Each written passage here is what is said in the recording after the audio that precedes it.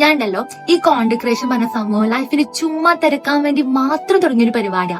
വലിയ റീച്ച് എന്റെ വീഡിയോസിന് കിട്ടില്ലെങ്കിൽ ഞാൻ എക്സ്പെക്ട് ചെയ്യുന്നതിനേക്കാൾ റീച്ച് എന്റെ വീഡിയോസിന് കിട്ടാറുണ്ട്. ഞാൻ ഇത് തുടങ്ങിയ സമയം മുതൽ ഇതുവരെ എനിക്ക് വരുന്ന മെസ്സേജുകളിൽ ഏറ്റവും കൂടുതലുള്ള മെസ്സേജ് എന്ന് പറയുന്നത്, ഇത്താത്ത ഇന്നൊന്ന് കേട്ടിരിക്കോ, നിങ്ങളോട് കൂടി സംസാരിക്കാണ്ട് ഒരു സിസ്റ്റർ എന്ന നിലയിൽ ഇന്നൊന്ന് കേട്ടിരിക്കോ ചോദിച്ചു കണ്ട. അത് അവരുടെ പ്രൊഫൈലിൽ കയറി നോക്കുമ്പോൾ 9ാം ക്ലാസ്സിലോ 10ാം ക്ലാസ്സിലോ അല്ലെങ്കിൽ +1ലോ +2ലോ പഠിക്കുന്ന ചെറിയ പിള്ളേരാണ് ഇങ്ങനെയുള്ള മെസ്സേജുകൾ അയച്ചതാണ് എന്റെ അടുത്ത് വരാറ്.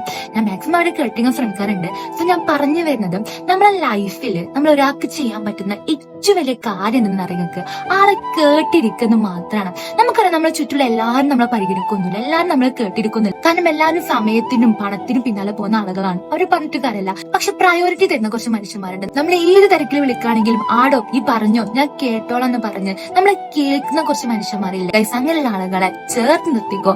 ഈ ഒരു കാലഘട്ടത്തിൽ നമ്മളെ കേൾക്കാൻ ആളുണ്ടാവുക എന്ന് പറയുന്നത് ലൈക്ക് ഈ ഒരു കാലഘട്ടത്തിലെ VIP കളെ പോലെ. കാരണം അങ്ങനെയുള്ള മനുഷ്യന്മാരെ നമ്മളെ ചുറ്റും കുറഞ്ഞു വരിക.